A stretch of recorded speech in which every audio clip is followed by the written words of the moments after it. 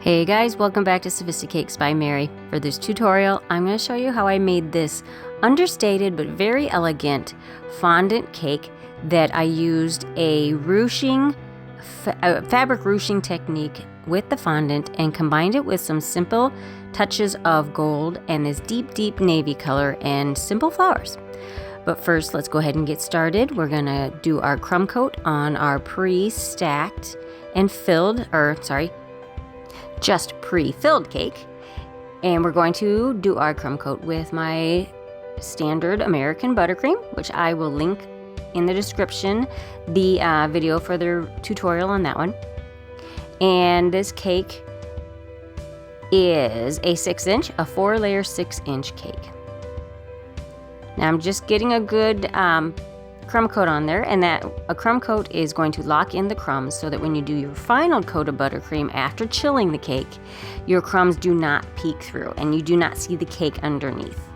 So we're just going to make this as clean as we can, but don't worry about it too much because we're going to do another coat of buttercream. Just make sure you don't have too much buttercream on your crumb coat. And once you get this all leveled out, pop it in your freezer for 20 minutes your refrigerator for 20 minutes or your freezer for 10 minutes. And in the meantime, we're gonna go ahead and prepare our fondant. Now this fondant is a combination of navy blue and black. So it's a very deep color, but with a little hint of navy blue in it. And I just rolled that out to about 1/4 inch thickness, and I'm using my ruler to level out the one edge. And then cutting it down to size. I measured the circumference and the height of my cake, and I figured out with these two different types of fondant how tall I needed each piece. I wanted the white part to be about 1/3 of the height. So I figured out the measurement from there. And I use my self-healing quilting mat that I use to do my details on. Has the markings on it, inch markings on it, and you can use those to help you cut your fondant. It's so much easier that way. And what happened here was this was not the actual piece. I realized when I started editing that I did not have the footage of how I did that ruched technique. So I ran back to the studio and did a smaller piece, but this is the same technique that I used on the cake. And then I just cut it down to more manageable pieces. And I brushed it with some shortening. You could use water, but I find that with the shortening, I have a little bit more playroom with my fondant. And you just simply use your fingers to manipulate that fondant into these little pleated patterns. Just this irregular shaped ruching. I didn't want to have a specific way that it laid. I just wanted it to kind of work itself out. And then when you put your second piece on there, or third, depending on how many pieces you need to use, just kind of roll that edge under a little bit so that when you place it on there, it looks like it's part of one continuous piece of fabric. And that's what it looks like from an aerial view. And then we're gonna go ahead and put our second and final coat of buttercream on this cake. I'm using my tall scraper because this was a taller cake. You don't have to. I just find that makes it a little easier to get your sides level. If you use a scraper that is slightly, if not quite a bit taller than the cake that you're actually working on, because that brings that frosting up over the edge so that you have a little easier time leveling out the top. You want that buttercream to stick up higher than the top of the cake. And then use your other scraper. I like to use one slightly smaller. I don't like to use the tall ones on the top because I find that actually pushes the buttercream out to the side a little too far. For me, it just works a little better to use a smaller scraper on the top. And I hold it at a pretty severe angle. I find that helps to keep your crisp, sharp edges a little bit better. Now here's the original piece that I did not get the footage of me doing. And I had set it aside to set up for about, let's say half an hour. It's a little easier to move it if it's not stretching and pulling on you when you're working with it. And I just cut off those extra pieces. You can find the edge of your strip of fondant underneath it pretty easily and just cut along that.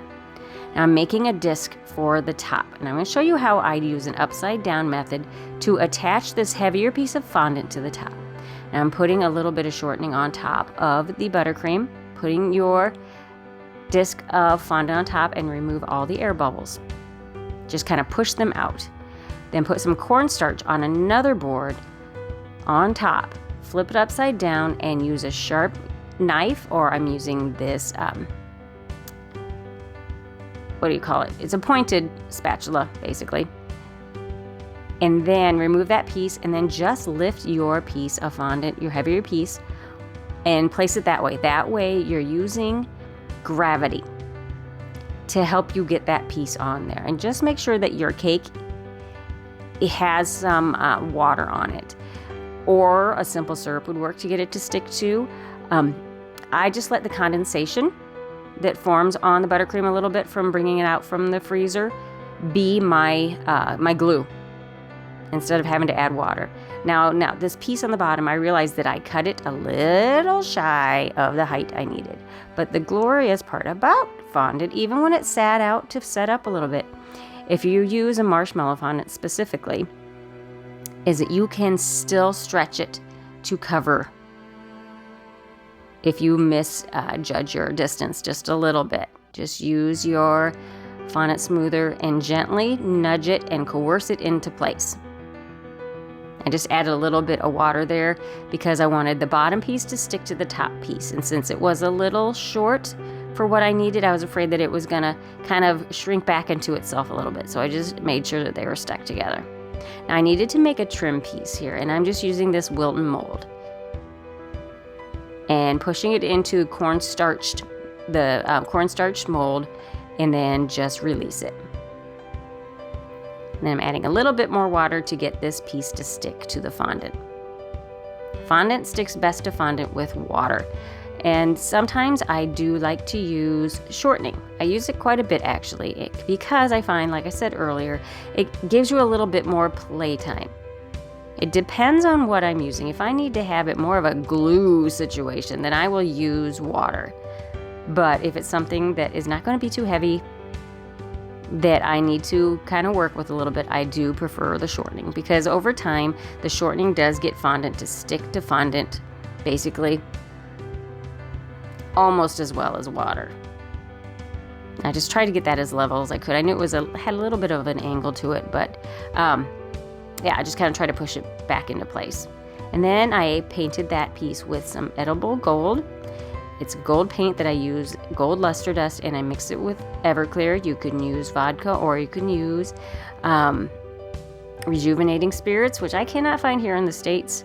Haven't been able to find it, or even lemon extract. You might have to do more coats with the lemon extract than you would with an alcohol, but it works just as well. Just you have to do an extra coat.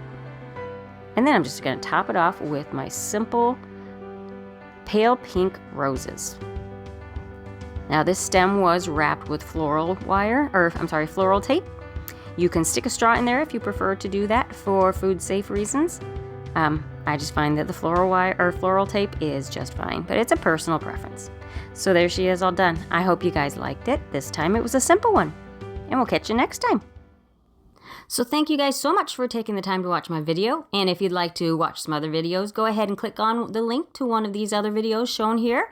And if you would like to check out my other social media, I am on Facebook and Instagram under the same name, Sophisticakes by Mary. And please take the time to share, like, subscribe, and hit the notification bell so that you know when I upload another video. Thank you so much, and we'll catch you on the next tutorial.